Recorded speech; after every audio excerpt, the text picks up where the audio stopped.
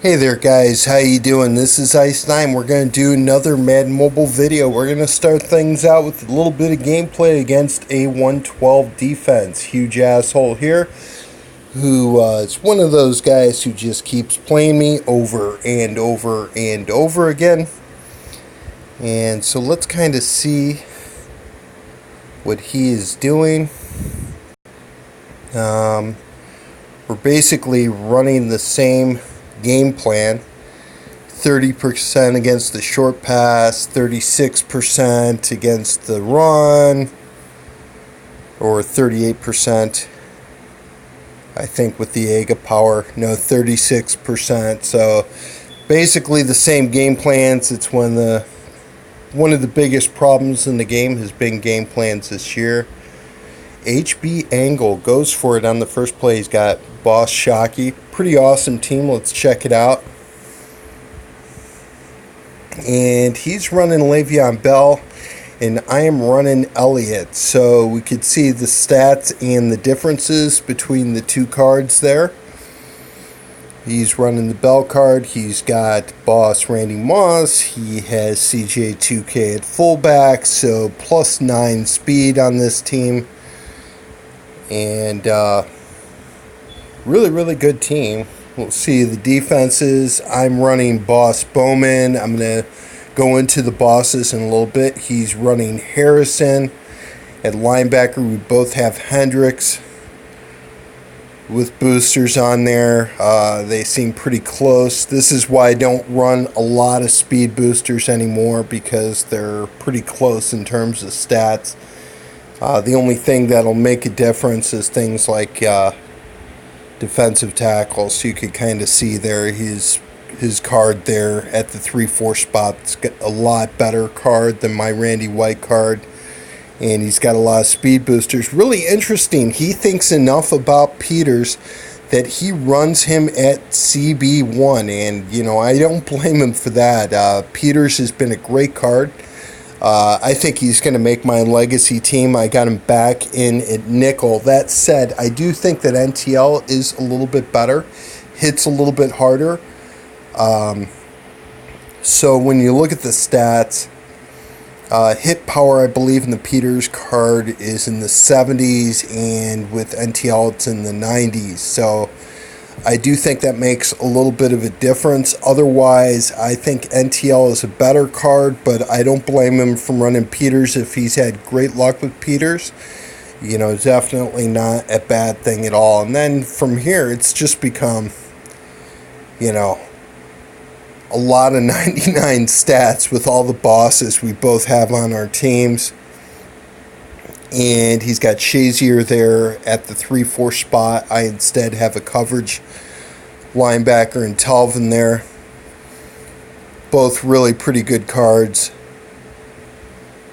So let's go ahead and play him. I forget which league he's in, but he's in one of the top leagues. And looks like he's just running a soft counter game plan. Really one of the things they need to change about next year. I've talked about it many times, especially as the year's gone on. It's just really kind of dumb in my opinion. We're going to take that. And notice that we have Hester. So, normal drive.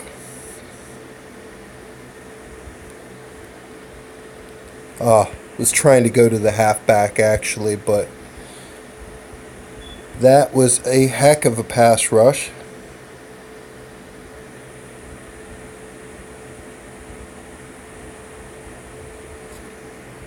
And we get out of it there. No counter on this setup. I'm going to go to Beckham.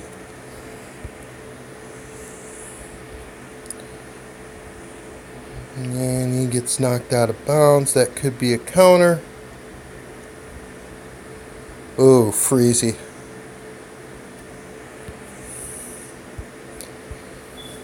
We're going to run Y-stick. Ooh. That didn't work out so well. And let's see here. What do I want to do? Spread FL drag, uncountered. Oh, that was awesome. That was absolutely fantastic bobble. And what can I do here? Don't want to repeat plays against the soft counters. That is for sure. We'll run smash and not flip it. And get another drop for my efforts. Awesome. Welcome to Hall of Fame. 98 catch for Elliott. Should have just lobbed it a little bit more, I guess. And phone is really freezy, but I will play another drive. Tied it up against him. Clubber Lang, who just keeps playing me over and over and over again. And we can see what's wrong with this game this year. 30%, it fires 4 times. That's just awesome. And pretty good drive going, but doesn't manage to finish it off. Let's see if I could score against this guy.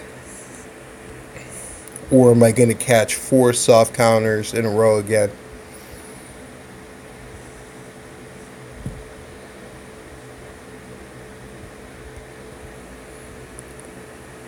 And we'll take that fair catch. A little Hester highlight for you.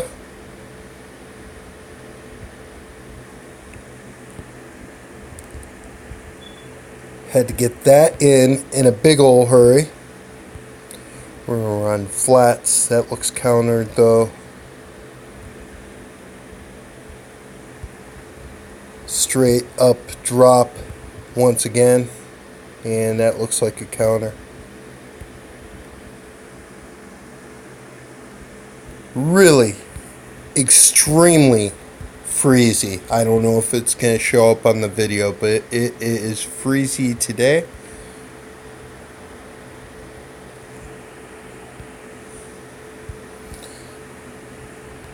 And slants middle.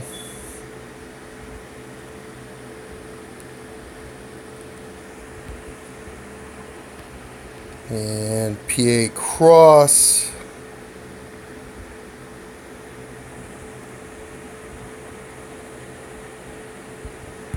Out of bounds. Nice catch, but out of bounds.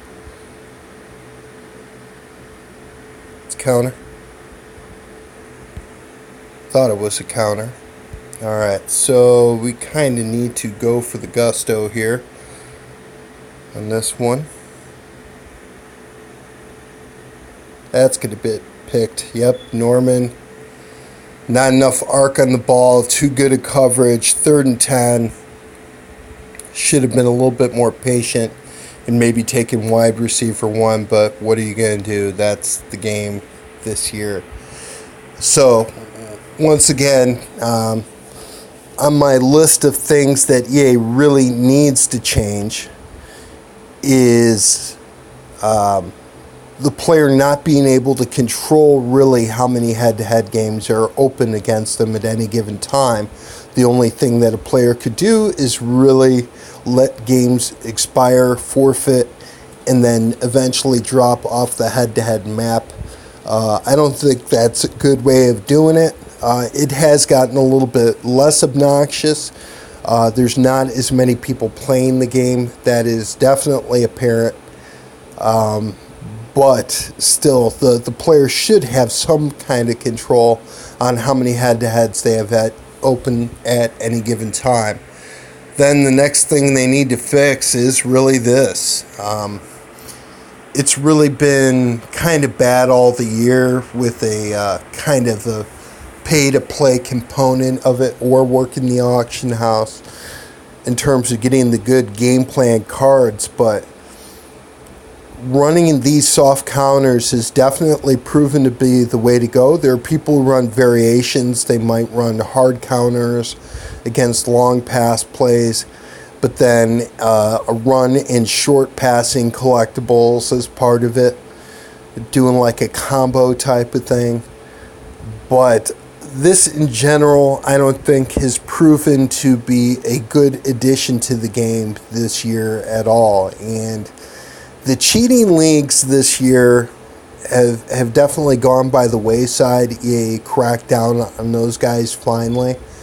But it's been replaced with a kind of a pay-to-play aspect of the game that I also don't think is very good. Now, I've got a really good team, so you think I would be all in favor of higher overalls, having such a huge advantage, which they do in the game this year. I don't feel that way. I think that it needs to be balanced quite a bit more for me to be interested in playing next year. And one of the things that would need to be changed, soft counters as a way of implementing difficulty the way that they are right now needs to go away. Another thing that needs to go away is game plans in general. It has not been, I think, on balance. I don't think it's been a good addition to the game this year. I think that some soft counter percentages, and definitely having frequency counters against people who are spamming plays is a good thing. But just being able to put soft counter, ultimate freeze cards in there and just sit back and then let the counters fire percentage-wise has just not been an interesting thing to gameplay. And again, to remind everybody who didn't play before this year, how it used to work in this game is when you unlocked a play like this year, when you go up a level, go up to, say, from level 47 to 48, you unlock a play. In previous years, you unlocked its counter as well. And you could use any counter that you wanted against any opponent. You didn't have to have a certain global setup out there. You could tailor your counters according to what the other player was doing. Now, of course, we know that all these cards cost in-game currency or cost real game money, EA wanting people to spend money on the game. However, it hasn't added, once again, it has really taken away more than it's added. So these going away would be a good thing. Now, there is a change that they've made for next year. We've got these coaches preview that's about to expire. It's been going on for days now. It's taken me a while here to do this next video, but we've got the coaches for next year, and we've had these live events, which are worth playing. You get a coaches now and later pack.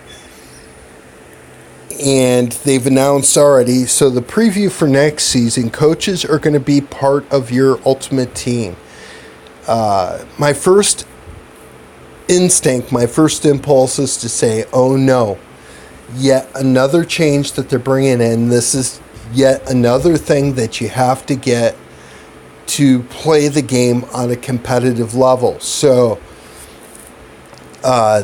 if this is in addition to game plans and defensive units, that's basically a joke as far as I'm concerned. It's yet one more thing that they've added on, that people need to really play the game at a higher level. It's not about playing the game. It's about unlocking these things through live events and making them hard to get, making people want to spend more money, etc. I am not on board.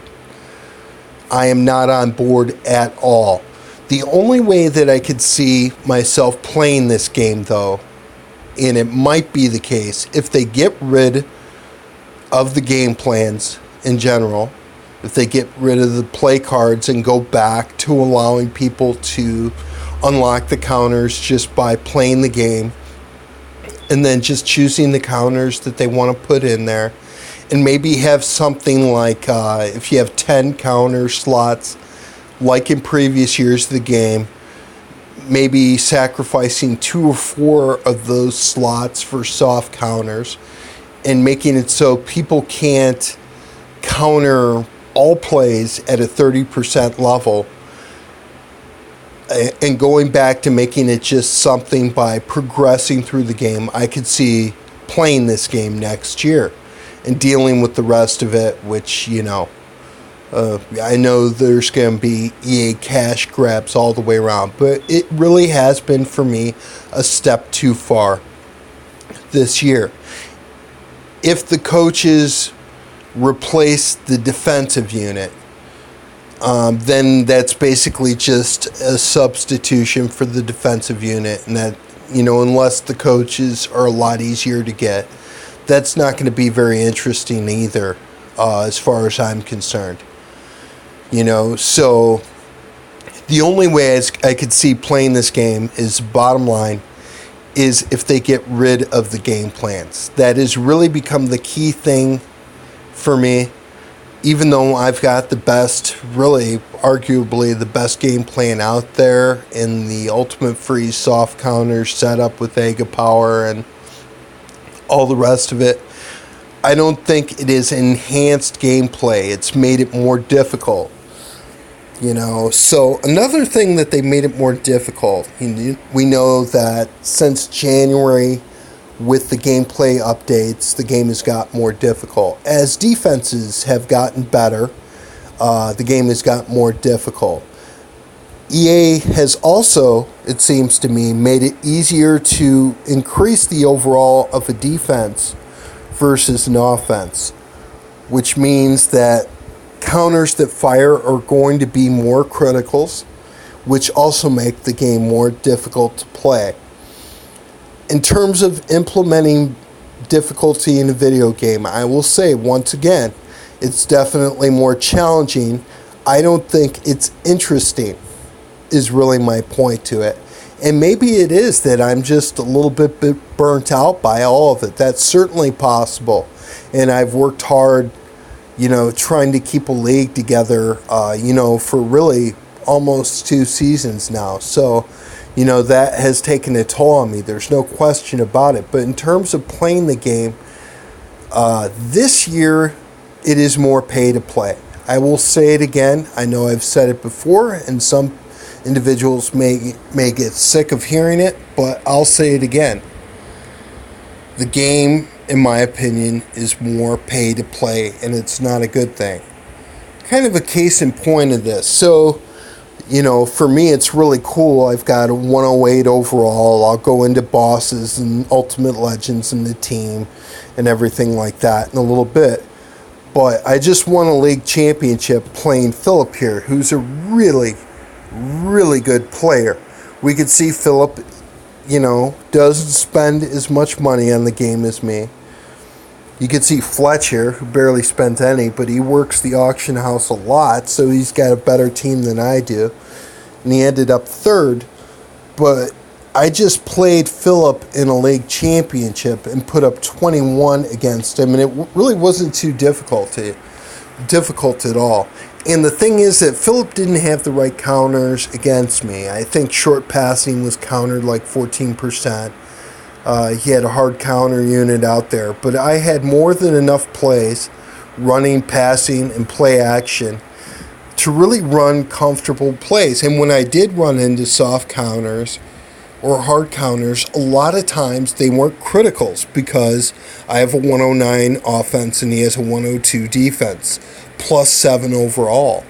So not only was the game plan an advantage for me, which didn't require anything intelligent on my part in terms of predicting what Philip is going to do. Philip's a very good, unpredictable player, very good player. But when the soft counters fire, they fire. That's all there is to it. And that really does highlight to me this league championship, the kind of pay-to-play aspect of this game. And, I've always enjoyed building a team and increasing the overall and things like that. But it shouldn't have that much of an impact on gameplay. And by EA making it easier to boost a defense over offense, that's yet another way that they've made it harder to actually play this game. Along with the counters and, the overall difference and etc. It's just, it's more difficult, and I would say less fun to play this game. And you could still have a competitive platform while not building in arbitrary difficulty like this. You can't have so much of it based on both luck and what people spend on the game, and as well, or spending at the auction house in terms of building their team. It's not fair. In other words, what I'm saying, it's not fair at all, is what I would say. And there should be an advantage to having a higher overall team. Otherwise, that's kind of a joke too. But this has definitely been going too far in the direction of pay to play. So I'll just say that once again. And kind of funny, right on the heels of that, we're going to go into the boss program. And, guys in my league are getting OBJ. I know that Double J got Watt. But they're starting to get their first boss, which is pretty cool. I've decided I was building up tokens. I cashed in my MHC at Mudhead, considering the exchange rate is really good right now. It was 2 million coins per MHC, and I had 4. So I decided to do it. Why not? Considering the fact that it's very doubtful that I'll play next year, might as well cash in that MHC and try to get more bosses. So I've done a lot of them now, and really only haven't done Pouncey and Harrison, my 2 strength boosters. I'd like to have one of them, but I still want the boss tight end if it comes out, and also the safety. And I've got 20 tokens now put away. Actually, I did finally get a second token from the exchange after only doing it 37 times. So 1 for 37, but I finally did get 2 of them. And it kind of blew away a theory that I had where EA juices the chances of getting a second token if you don't have many tokens or many coins. So kind of blew that away because I did have 20 tokens already. But it was cool that I got another one. And hopefully EA continues to loosen things up over time to make these cards easier to get. Now today is Wednesday, so if you look at Bouncer's thread on Mudhead, he will talk about the events that are coming out. Today there are 2 Champions events, and they're both obstacle courses. One's going to be at 5 p.m. Eastern Time, and the other one's going to be at 2 in the morning. So I plan on going into those with full refills and getting 1 more token today. Probably not going to use stamina refills for it. And what I found, with less than 2 months left in the season, I'm keeping a little bit of my Madden cash for the 4th of July promo that should come out. But other than that, I'm kind of... my effort in terms of getting bosses is kind of waning at this point. A little bit burnt out on it. I've done the gold player set now over 80 times, been grinding at the auction house constantly on that. And it gets to the point where it's like, you know what, I'm good. I don't need too much more. We're going to go into the players, though, for this week because they are 2 of our biggest impact positions. But definitely look out for that, the Champions Live event today, later on this evening, and then also early in the morning if you want to stay up and play that. I'll honestly probably get up with a full refill and play through it. So that is that. But one of the things about this is EA really could use to come out with a promo to make the tokens easier to get for everybody. Once again, it's based on your effort. Who's to say? You don't have to spend any money on this game. Fletch in my league proves that if you spend enough time working the economy, working the auction house, flipping items, making profit on things, that you could build a really, really good team. You don't have to spend any money. In some ways, the game this year favors folks like Fletch over people who play live events with stamina refills. That time spent on the auction house trying to flip items, you could make more coins than you do by playing live events through stamina refills, I'm sorry to say. But this has been one of the good ways to get an extra token here and there, whether you use stamina refills or not. Kind of the point about it is, with the lack of promos that drop elite collectibles, basically Champions and CFL, which are two previously obsolete programs that nobody was playing at a certain point, at least not many people. Now everybody's playing. It's one of the hot programs because it drops elite collectibles that you can use in this set. The pull rate for Champions and CFL is about 3 for every stamina refill. 3 elite collectibles, some way, somehow, through the exchange set for Champions. You get about 3 collectibles. Now, one thing to point out to everybody is that costs about $150 if one goes straight through and does stamina refills and just grinds on a live event. $150 is obviously pretty expensive for a player that you're going to have, for now, less than 2 months left in the year. So, in my opinion, 4th of July is an excellent opportunity for EA to do the right thing, and that is have a program that drops elite collectibles for 4 stamina or maybe 5 stamina. That'd be a lot more economical and would give people, a chance to have fun and get the bosses for a lower cost if they want to. $150 is just a bit much. It's really a lot. And the thing is, just to point out how EA has calculated this all out on how much money that they want to make on an individual player. So it's $150 for CFL or Champions, okay? With the drop rate average being about 3 elite collectibles per stamina refill. Gauntlet are elite collectibles, but they don't allow them to be used in this particular set. Now, the math on Gauntlet is 4 elite collectibles per stamina refill, which would make it about $110, $120 per boss player for an individual. Now, Gauntlet hasn't been phenomenal. That player Edelman is obsolete. I know people that run Edelman and say OBJ, but they're running 2 small wide receivers, and you want at least one guy with some height if you need it. So Edelman, gameplay wise, takes a definite backseat to OBJ. In terms of the boost, it's not even close. Speed and jump, +5 over catch and awareness, especially with all the awareness boosters that are out there through the boss program and otherwise.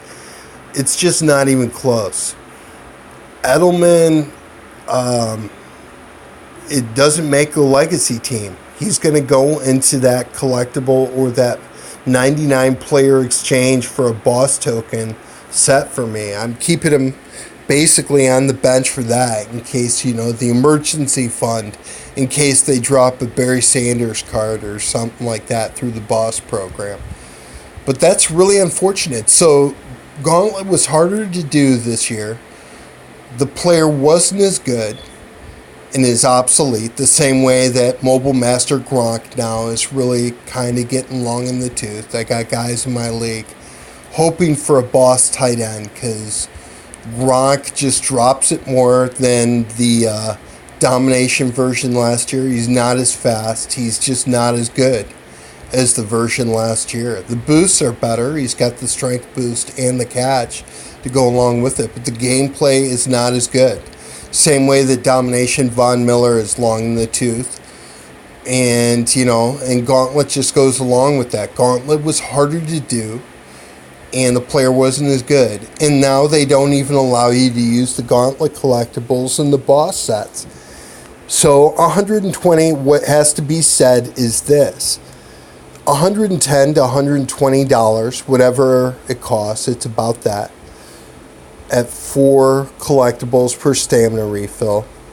If one just goes through and grinds with stamina refills and gets Gauntlet collectibles if they could have been used in this set right here with the Elite collectibles. It would cost $110, $120. But that is not enough for EA. It's not enough money for them, even this late in the year. So when you see this and that it gets worse and worse every year, you know, that is one of the reasons that I don't want to play this game. Now, I've done that one 22 times, done quite a few stamina refills with it, but the main one that I've been doing is the gold player trade-in for the boss token. Been using my coins at the auction house, been using my MHC from Mudhead that I cashed in, and I've done it now 81 times.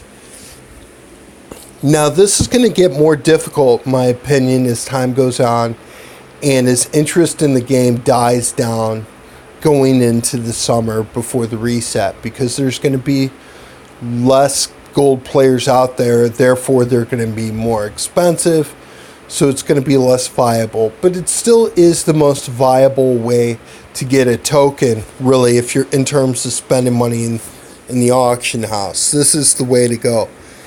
Getting gold players at 2,500 or 3,000, buy it now, and just refreshing and try to get some cheaper to bring your costs down. It's definitely the way to go. All the other sets are not very worthwhile. If you've got a bunch of non-auctionable players like these two coaches players here on my bench, it's not a bad way to go. But other than that, you want to sell your elite players for sure. Definitely one of the more expensive ways to do it.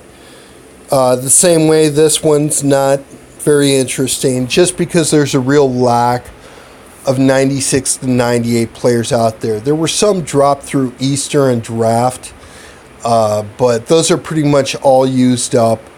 And so this one is also pretty expensive.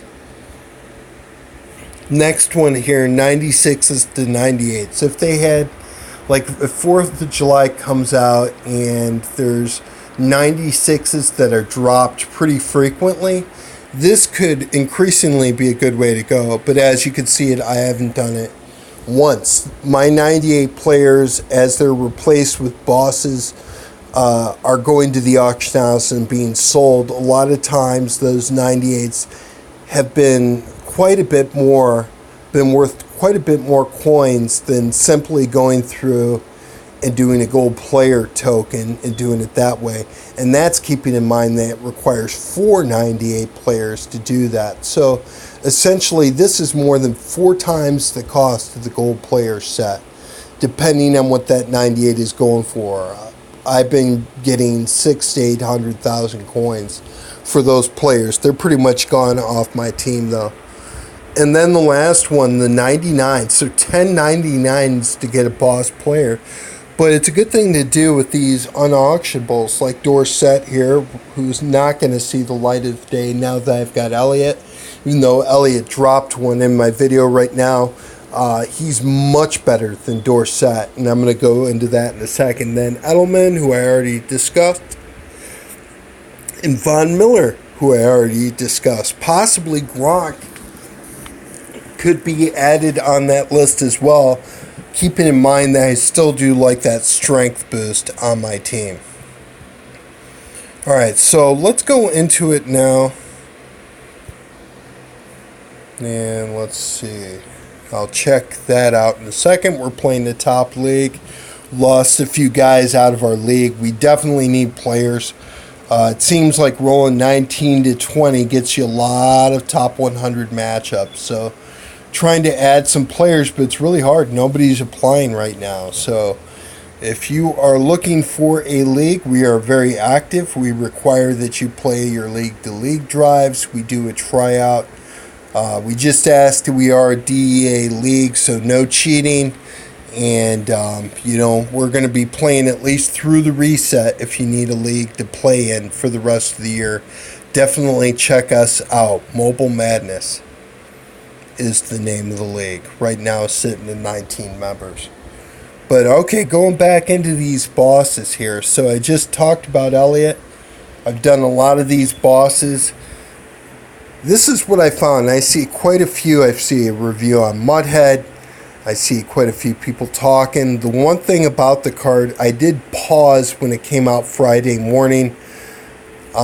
We already knew who the player was going to be from the day before, but when I saw the boost, I thought for a second, I'm like, you know what? I'm just going to wait and not use the tokens. I would recommend, if you can't do a lot of the boss players, this is definitely not one of the ones that you want to do unless you're a huge Zeke fan. But I will say this, the carry and trucking boosts are just really not too good. They arguably boost him the best, and he's already got 99 carry. It might help wide receivers hold on to passes a little bit more, judging by my drives today. Maybe not, but it's just not high impact boost. What I will say, though, is obviously halfback is a high impact position, and this is the best halfback in the game, I would say, by far. Now, in terms of value for tokens, it's not there with this card. So if you can only do a couple of bosses, this is not one of the ones that you want to do once again. But in terms of gameplay, this card is really, really good. He has fumbled for me once, first of all, in a few days playing now. And I am trying to truck everybody with this card, essentially. So he's fumbled once, which is extremely impressive in all of that, playing 110, 112 defenses and things like that. He does catch it pretty well, that pass notwithstanding. That was a little bit of a rocket ball, so I guess he wasn't quite ready for it. But he does catch it pretty well, and he catches it pretty well in traffic. In terms of running, he could do everything that Bell does. He could do everything that Dorsett does. He strength trucks a lot of time, and he does not fumble much at all in my experience. Other people have been saying that the card fumbles a lot, and I'm going to try to be sensitive to that, but I will offer the following suggestions. First of all, when somebody gets a brand new shiny running back like this, they think they could run over everybody. There's a tendency for people to think they could run over everybody because he's got 99 strength, 99 carry, and at high difficulty levels with guys with 99 hit power, when you're looking at rolling the dice and the stats, the 99 hit power is going to win out a lot, especially at higher difficulty levels when we know the offensive players are nerfed. That said, it has not been my experience at all that this card fumbles much. Very reliable, very strong, very good for 2-point conversions and trucking people countered or not at the end. Just a really, really good card. So, once again, you don't have a lot of tokens, probably not the card that you want to do, but it is a really good card. Other card here is Bowman, and this is a no-brainer. With a decent amount of boosters on a team, he's going to be 99s at all stats. He is on my team. He has not showed up in film that much as of yet. And one thing I will say, 2 stats that are hidden here that are kind of low are jump and catch. Aren't very high on this card at all. And he's 6 foot tall. So some ways, Kuechly could be a better Showdown. Kuechly could be a better gameplay card. I still think that Kuechly card is really, really good. Showed up in film for me a lot. That said, the jury is still out, but the stats are really good. And the boosts allow someone to get rid of Domination Von Miller and still keep that tackle boost, which is also a very good thing. So that's really it for the bosses for the week. And then, I've got my 20 plus tokens. I got 21 now with that, getting 2 through the exchange. And, I want the tight end and I want a safety, is basically what that'll come down to. And then here, we're going to go into Ultimate Legends for the week. And one is my man, Mike Singletary. And yep, it's a video game. 97 zone coverage. For anybody who saw Mike Singletary play, knows that he was not the greatest coverage linebacker. He was a liability in the coverage game due to the fact that he wasn't the fastest guy out there. He had really, really good anticipation and things like that nature, but he was just not a great coverage linebacker. Definitely not. Not as good as Urlacher was later for the Bears. Not as good as any number of guys. Was a run stuffer, that's for sure. But the set base card here is pretty good. I will say that Fletch pulled him out of an Ultimate Legend pack this week. And the other card here is Jerry Rice. So $2.99 Jerry Rice's the Super Bowl card now. This one, which is a little bit faster, and I believe the boss card has +2 catch. And actually, we'll go into Said pulled him this week. Seemed to have a good week. For drops, maybe EA is loosening it up a little bit, which is definitely way overdue that they do that. Got to keep people ripping through packs somehow. But I think Said has him on his team. He does. So we can kind of see here, the stats don't look quite as good compared to OBJ, but it's a really, really good card. I will tell you that right now, and with that height, it's probably going to be very similar to the Corey Davis card that I'm running with a small boost. So not a bad card at all. And then we might as well go into here and Fletch's team. And he has not spent much money at all, proving that it's not all about pay to play. But he's got Singletary, the boss version here. And you can see he's got better coverage stats than Telvin. So that's pretty amazing. With a tackle boost, as far as if I pulled this player, it is Singletary, so there's a good chance that I keep him. But I might also sell that player too, because Bowman's pretty good and definitely takes down the middle linebacker spot if you have him for sure.